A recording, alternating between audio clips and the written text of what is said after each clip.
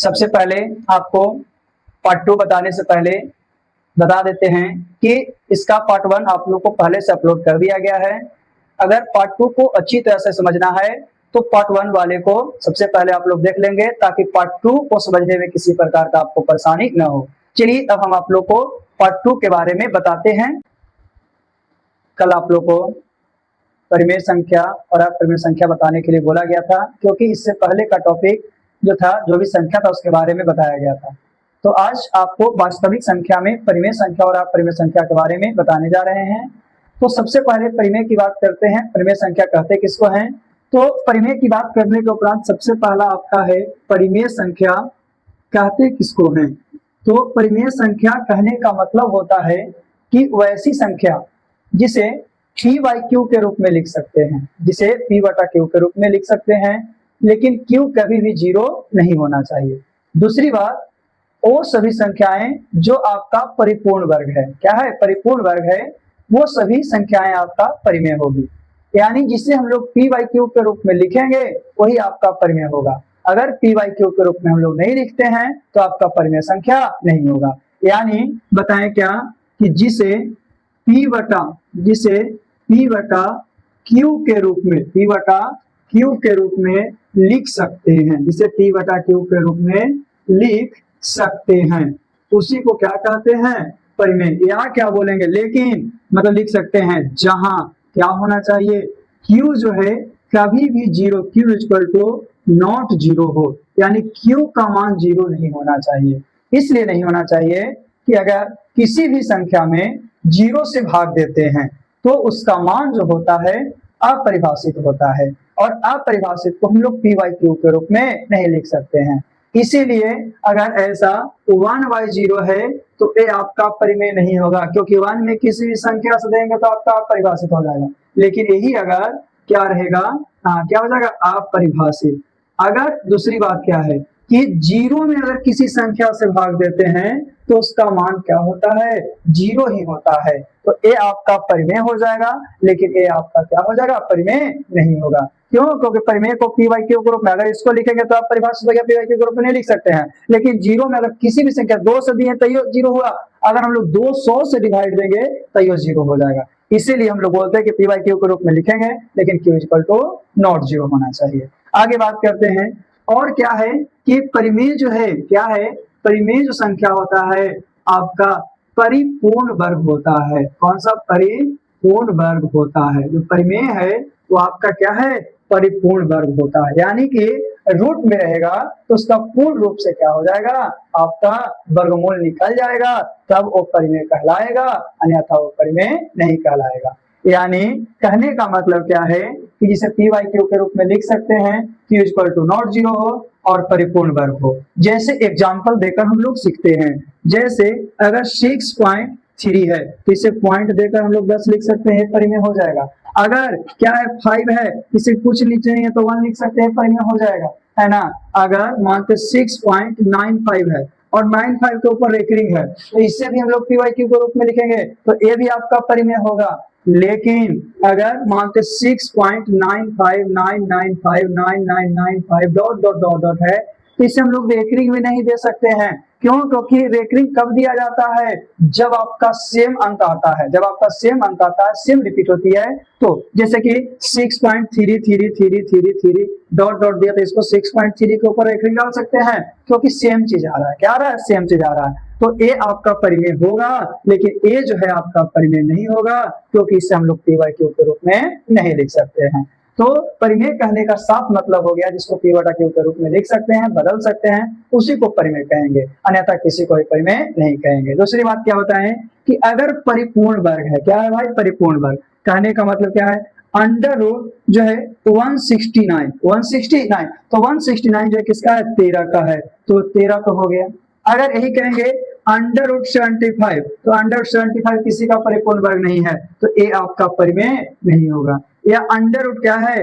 48 है, ये भी परिपूर्ण वर्ग नहीं है, तो ये भी आपका, ये दोनों क्या है? परिमेय नहीं है। लेकिन यही अगर हम लोग को ऐसे देता है 75 बाई कितना है? 48 ऐसे दिया, आप बताइए 75 को क्या लिख सकते हैं? 3 गुने 5 गुने 5 रूट के अंदर, इसको लिख सकते हैं कितना 48, 16 2 दूनी 4 दूनी 8 दूनी 16 और ये हम लोग शुरू से जानते हैं कि रूट से कब निकलता है, जब 2 अंक आता है तब रूट से निकलता है। तो इसमें तो 2 को 5 है तो 1 को तो 5 निकल जाएगा, रूट बच जाएगा। यहाँ से 2 दूनी 4, 4 निकल जाएगा, रूट बच जाएगा। क्या रूट 3 से रूट 3 कट गया, 5 बाई क्या आ गया, 4 आ गया। तो यही परिमेय हो गया। तो देखिए बताइए, यहाँ दोनों क्या था, नहीं था, लेकिन यहाँ पे क्या आपका हो गया। तो वैसा सिचुएशन जिसमें हम लोगों को बहुत ज्यादा कंफ्यूजन होते रहे और सब लगे कि नहीं ये अपरिमेय ही है, उस कंडीशन में हम लोग पूरे को फैक्टर करके देखेंगे और फैक्टर करके देखने के बाद जो रूट से निकालने का जो कट छट कर टी वाई क्यू के रूप में बच जाता है तो परिमेय होगा, अन्यथा नहीं होगा। चलिए यहाँ पे आपको लगे हुए एक चीज और बता देते हैं कि ए अगर 6.3 है इसको कैसे परिमेय के रूप में बदलेंगे, या 6.95 है तो इसको परिमेय के रूप में कैसे बदलेंगे। ये आपको अक्सर आता है, क्वेश्चन अक्सर आता है कि इसे मतलब परिमेय संख्या के रूप में बदलें, परिमेय संख्या के रूप में बदलें। अगर रेकरिंग नहीं है तो कोई बात नहीं है, रेकरिंग नहीं है तो कोई बात नहीं। जैसे कि 6.3 है, रेकरिंग नहीं तो पॉइंट हटाकर उसके जगह पर एक डालिए, उसके बाद जितना डिजिट है उतना लिख दीजिए, एक डिजिट तो एक डिजिट, तो ए हो गया परिमेय के रूप में बदल गया। ये तो आसान है, बचपन से सीखते आ रहे हैं कि अगर पॉइंट हटा के जितना अंक है उतना 0 दे देंगे और 0 देने के बाद जो होगा वो आपका क्या हो जाएगा, मतलब टी वाई क्यू के रूप में हो जाएगा। लेकिन अगर हम लोग को ऐसा है जैसे कि 6.95, अगर मानते हैं केवल 5 पर रेकरिंग है, केवल 5 पर रेकरिंग है, या हम लोग लिखें 6.95 और 95 पर रेकरिंग है, तो कैसे होगा। चलिए इसी के साथ आपको एक एग्जांपल और बताते हैं, जैसे कि 6.9352 है, 3 पर भी है और 2 पर भी रेकरिंग है, तब क्या होगा इसके बारे में हम लोग जानते हैं। देखिएगा ये तो आसान था कि 6.3 तक पॉइंट हटा के 10 दे दिए, हो गया। लेकिन यहाँ पे आपका ए है, इसे टी वाई क्यू के रूप में बदलना है। यहाँ पे एक क्वेश्चन ए है, एक क्वेश्चन ए है और एक तीनों में आपका डिफिकल्ट है। देखिएगा इसमें पॉइंट के बाद एक अंक है, उसके बाद आपका रेकरिंग है, इसमें पॉइंट के बाद जितने अंक है सब रेकरिंग है। लेकिन इसमें क्या है, पॉइंट के बाद एक अंक है और उसके बाद एक पर रेकरिंग है, फिर एक पर नहीं है और फिर एक पर है। अब इसे हम लोग पी वाई क्यू के रूप में कैसे बदलेंगे, एक क्वेश्चन आपको अक्सर पूछता है कि हम लोग कैसे इसको बदल सकते हैं। तो सबसे पहले देखिएगा कि जो भी आपका डिजिट रहेगा, किसी में भी तीनों में से किसी में देखिएगा जो भी डिजिट है उस सब डिजिट को सबसे पहले लिखेंगे, सभी डिजिट को सबसे पहले लिखेंगे। जैसे इसमें 695 है तो 695 लिखें, इसमें भी 695 है तो क्या 695 लिखें, इसमें क्या है 69352, सब में सबसे पहले लिखेंगे। उसके बाद रेकरिंग जहां से प्रारंभ हुआ है उसके पहले वाले सभी डिजिट को क्या कर देंगे, माइनस कर देंगे। अब बताओ भाई एकराम रेकरिंग तो यहाँ से चालू होता है, पहले खाली 6 है तो 6 माइनस किए कि नहीं। इसमें रेकरिंग यहाँ चालू है तो इसके पहले कितना 6 और 9 है तो 6 और 9 को माइनस किए। इसमें रेकरिंग कहाँ से, यानी कि यहाँ के पहले, तो इसमें भी 6 और 9 को क्या कर दिए हम लोग, मतलब लिखे, यानी कि रेकरिंग के पहले वाले को माइनस करना। साफ देखिएगा इसमें भी रेकरिंग के पहले वाले को किए, इसमें भी रेकरिंग के पहले वाले को किए, इसमें भी रेकरिंग के पहले वाले को किए। अब पी वाई क्यू के रूप में लिखना है तो बटा तो लिखेंगे ना, बटा लिखेंगे। अब बटा लिखने के बाद क्या हम लोग लिखेंगे, तो बटा लिखने के बाद सबसे पहले पॉइंट के बाद जितना डिजिट है उतना 0 लिखेंगे, पॉइंट के बाद जितना डिजिट है उतना हम लोग क्या करेंगे, 0 लिखेंगे। क्या करेंगे, 0 कब लिखेंगे, एक पर। या तो दूसरा कंडीशन है, देखिए दूसरा कंडीशन है कि जितने अंक पर रेकरिंग है उतना हम लोग 9 लिख देंगे, जितना अंक पर रेकरिंग है उतना 9। जैसे इसमें डबल अंक पर रेकरिंग है तो यहाँ कितना 99 लिखेंगे। यहाँ कितना अंक पर रेकरिंग है, एक अंक पर रेकरिंग है तो एक अंक पर रेकरिंग है तो सबसे पहले 9 लिखेंगे। यहाँ पे कितने अंक पर, 2 अंक पर रेकरिंग है, मतलब कि यहाँ से यहाँ कहने का मतलब क्या है पूरा इस पे, तो कितने अंक पर, 3 अंक पर रेकरिंग, जितना रेकरिंग रहेगा ना उतना हम लोग 9 लिखेंगे। तो यहाँ देखिए 3 है, कितना 1 2 और एक कितना 3 लिखें। और यहाँ कितना था, 1 अंक पर तो 1 9 लिखें। यहाँ कितना अंक है, 2 अंक पर तो 2 को 9 लिखें। अब बताइए कि क्या है। अब हम लोग आगे देखते हैं क्या इसका रूल है कि पॉइंट के बाद जितने अंक पर रेकरिंग नहीं है उतना 0 लिखेंगे, जितने अंक पर रेकरिंग। अब बताइए दोस्तों, आप पॉइंट पर एक भी अंक है जिस पर रेकरिंग नहीं है, यानी यहाँ पे एक भी 0 नहीं होगा। अब यहाँ पे बात करते हैं तो पॉइंट के बाद कितने अंक पर रेकरिंग है, 1 अंक पर रेकरिंग है, 1 पर नहीं, यानी कि पॉइंट के बाद और रेकरिंग के पहले जो है यानी 1 अंक जो है उस पर नहीं है, तो कितना यहाँ पे 1 0 लिख देंगे। क्या लिख देंगे, 1 0। लेकिन यहाँ बात करते हैं कि कितने अंक पर नहीं है, तो यहाँ से यहाँ पूरा पर नहीं है तो 1 पर नहीं था तो 1 पर लिख दिए। तो इस तरह से अब तो आप लोग घटा सकते हैं, तो 12 में से 9 जाएगा, कितना 3, यहाँ रह गया 4, 4 में से 14 में 6 जाएगा, 8 बचेगा। उसके बाद 3 के पास 2, यानी कि इतना बटा कितना हो जाएगा 999 और 1 0। यहाँ भी घटाएंगे तो कितना हो जाएगा, 15 में से 9 गया 6, फिर 9, 9 फिर 8, 8 में 6 गया 2, यानी कि इतना बटा कितना 90। इसको भी घटाएंगे तो 15 में 6 गया 9, 9 बिटा गया 8, इतना बटा कितना 99। तो इस तरह से पी वाई क्यू के रूप में हम लोग लिख सकते हैं। यानी चलिए एक एग्जांपल हम और आप लोग को बताते हैं, फिर से फ्रेश से आप लोग को एक एग्जांपल बताते हैं जिसके बारे में हम लोग पी वाई क्यू के रूप में बदलेंगे। ये अक्सर आपको पूछता है कि पी वाई के रूप में कैसे बदलेंगे। जैसे देखिएगा कि अगर मानते हैं 43.231069, बहुत बड़ा डिजिट दिए हैं। अब यहाँ और यहाँ रेकरिंग है, यहाँ रेकरिंग कहने का मतलब है ना कि यहाँ से शुरू हुआ है तो यहाँ तक है, ऐसे, ठीक ना, इसका मतलब ये होता है।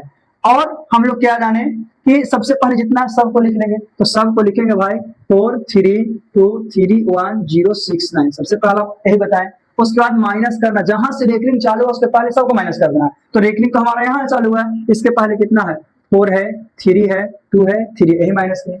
उसके बाद बटा, क्योंकि पी वाई के रूप में लिखना तो बटा तो आएगा। अब देखे कितने अंक पॉइंट के बाद ही देखना, पहले नहीं देखा पॉइंट पर कितने अंक पर रेकरिंग है, तो 1 2 3 और 1 4, तो कितना हम लोग 4 को लिख लेंगे 9, ठीक है, जितने अंक पर रेकरिंग है। और उस पर जितना पे नहीं है उतना हम लोग 0 लिख लेंगे। कितना पे नहीं है भाई 2 पर, तो 2 हम लोग क्या किए हैं 0। जैसे कि एक एग्जांपल हम बताते हैं और उससे आप लोग को प्रूफ हो जाएगा कि ये जो है आपका मेथड सही है या गलत है। जैसे एक एग्जांपल और मानते हैं कि 0.3 और 3 के ऊपर रेकरिंग है, छोटा सा एग्जांपल 0.3 के ऊपर रेकरिंग है। आप बताइए, तो सबसे पहले हम आपको क्या बताएं कि जो लिखा हुआ है सबको लिखेंगे, तो 0.3 कहने का मतलब यही ना लिखेंगे। फिर माइनस क्या बताएं कि रेकरिंग के पहले वाला माइनस करेंगे, रेकरिंग को 3 पर तो पहले कितना खाली 0 है, 0 माइनस कर दिए। आप बताइए बटा में है कितना लिखेंगे, क्या बताइए कि रेकरिंग के बाद मतलब जितने अंक पर रेकरिंग है उतना 9 लिखेंगे, तो एक अंक पर रेकरिंग है 9 लिख दिए। आप बताइए पॉइंट और रेकरिंग के बीच कुछ है, नहीं है, तो नहीं है तो 0 तो नहीं देंगे। अगर यही रहता हमारा यहाँ क्या इतना रहता 0.3 रहता, मानते सब कोई तो ये 0 हम लोग क्या करते हैं 0, लेकिन यहाँ है नहीं इसलिए कुछ भी नहीं। यानी क्या 3 में से 0 गया था कितना 3/9, यानी कटेगा 3 3 9 1/3, यानी 3 में अगर 1 से भागा देंगे तो 0.0, 3 3 9, फिर से 10, 3 3 9, फिर से 10, क्या 0.33 आ रहा है। तो क्या अभी बताए थे यहाँ पे कहीं पे कि 0 पॉइंट अगर वही चीज आते रहता है तो 0.3 के ऊपर रेकरिंग लिख सकते हैं। क्या इस तरह से आपका सही है कि नहीं है, तो ऐसा हम लोग पी वाई क्यू के रूप में बदलते हैं। एक तो आपका नॉर्मल है कि रेकरिंग वगैरह नहीं है तो पॉइंट देकर जितना अंक है उतना 0 लिख देते थे, लेकिन अगर रेकरिंग है तो इस तरह से हम लोग पी वाई क्यू के रूप में बदलेंगे। और ये आपका एग्जाम में 1 कंफर्म पूछता है, 2 नंबर में पूछता है, या अगर 1 वर्ड क्वेश्चन है तो 1 नंबर में आपको पूछेगा कि पी वाई क्यू के रूप में हम लोग कैसे बदलेंगे। तो इस तरह से हम लोग बदल सकते हैं, इसका कोई अति नहीं है।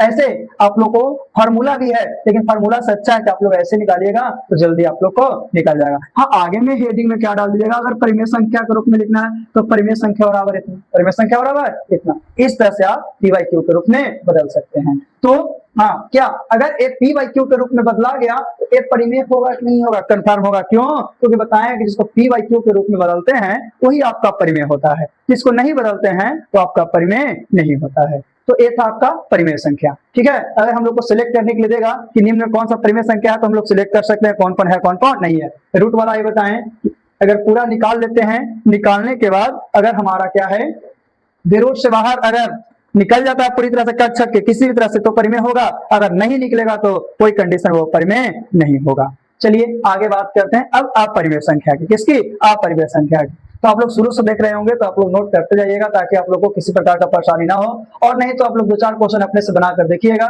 बनाने के बाद आपको पता चलेगा कि हमारा कहाँ गलती है। अगर नहीं समझ में आएगा तो आप कमेंट के माध्यम से पूछ सकते हैं कि आपको कहाँ पे समझ में नहीं आया। चलिए अभी हम लोग परिमेय के बाद अपरिमेय की बात करते हैं। क्या है अपरिमेय, उससे पहले से इरेज करते हैं ताकि अपरिमेय संख्या के बारे में आपको बता सकें।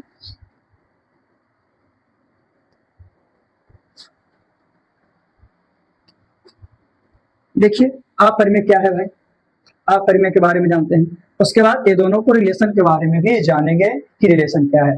अपरिमेय, अपरिमेय होता कौन है, यानी कि अपरिमेय संख्या जिसे हम लोग पी वाई क्यू के रूप में नहीं लिख सकते हैं, बटा के रूप में नहीं लिख सकते हैं, और ना ही एक परिपूर्ण वर्ग होगा, यानी कि उसका वर्गमूल नहीं निकलेगा, वही आपका क्या होगा, अपरिमेय संख्या होगा। क्या होगा, अपरिमेय, यानी वैसी संख्या, वैसी संख्या जिसे पी बटा क्यू के रूप में, जिसे पी बटा क्यू के रूप में नहीं लिख सकते हैं, नहीं लिख सकते हैं, उसी को क्या कहते हैं, अपरिमेय संख्या कहते हैं। क्या कहते हैं? अपरिमेय, यानी ना ही परिपूर्ण वर्ग होगा। जैसे √3 का कभी भी निकलेगा नहीं निकलेगा, क्योंकि √3 का वैल्यू अगर याद करते हैं तो 1.732 डॉट डॉट डॉट डॉट जहां तक जाएंगे वहां तक होगा, लेकिन पूर्ण रूप से नहीं निकलेगा। फिर भी हम लोग अपने सहूलियत के लिए कम से कम पॉइंट के 3 अंक तक हम लोग याद रखते हैं, ताकि कहीं पे उसका वैल्यू रखकर हम लोग सोल्व कर सकें। तो याद रखना है। दूसरी बात कि पाई यहाँ पे एक आता है, तो पाई जो है एक आपका अपरिमेय संख्या है। ध्यान दीजिएगा, ये हमेशा पूछता है, पाई एक अपरिमेय संख्या है। पाई से जुड़ी कोई भी संख्या, जैसे कि पाई/2, ये भी अपरिमेय होगा। 2 पाई ये भी परिमेय होगा, अपरिमेय होगा। फिर है कि 3 पाई -2 ये भी होगा, पाई -2 ये भी होगा। ये सब क्या होगा? पाई से जुड़ी जितनी भी संख्या आएगी सब आपको अपरिमेय होगा। लेकिन भाई पाई का जो वैल्यू होता है वो आपका 22/7 होता है। 22/7। यहाँ पाई का जो पॉइंट में मान होता है वो 3.1 होता है। तो पाई तो अपरिमेय है, लेकिन पाई का जो मान 22/7 है वो परिमेय है। क्या है? परिमेय। तो याद रखना है, पाई से जुड़ी कोई भी संख्या रहेगा तो आपको अपरिमेय हो जाएगा। क्या हो जाएगा? अपरिमेय। और लेकिन पाई का मान जो होगा 22/7 वो क्या हो जाएगा? परिमेय हो जाएगा। तो याद रखना, पाई से जुड़ी जितना भी होगा वो आपका क्या होगा? अपरिमेय होगा। यहाँ पे एक आता है कि अब हम लोग देखते हैं कि परिमेय और अपरिमेय के बीच, किसके बीच? परिमेय और अपरिमेय के बीच कितनी हम लोग परिमेय संख्या निकाल सकते हैं। तो 2 अंक के बीच बहुत सारी आपका संख्याएं होती है, इसीलिए इसका आंसर क्या होता है? अनंत। यानी 2 परिमेय संख्या या 2 अपरिमेय संख्या के बीच जो संख्याएं आपको उपस्थित है वो है अनंत, यानी बहुत सारी। क्या है? अनगिनत। तो एक क्वेश्चन भी अक्सर पूछता है कि 2 परिमेय संख्या के बीच कितनी परिमेय संख्या निकाली जा सकती है? तो 2 परिमेय संख्या के बीच आपका अनगिनत परिमेय संख्याएं निकाली जा सकती है ना। आगे तो ये भी और परिमेय संख्या का फार्मूला क्या होता है भाई? तो परिमेय संख्या का फार्मूला आपका 1/2 इंटू a प्लस बी। ऐसे एक फार्मूला ये है, इसके अलावा भी बहुत सा है, लेकिन सबसे आसान फार्मूला आपका ये है कि 1/2 इंटू a प्लस क्या होगा? b होगा। और अपरिमेय की बात करते हैं, देखिएगा, तो अपरिमेय संख्या कौन सा संख्या? अपरिमेय संख्या का फार्मूला √a इंटू बी होता है। √ क्या होता है? a into B. लेकिन दोनों के बीच अगर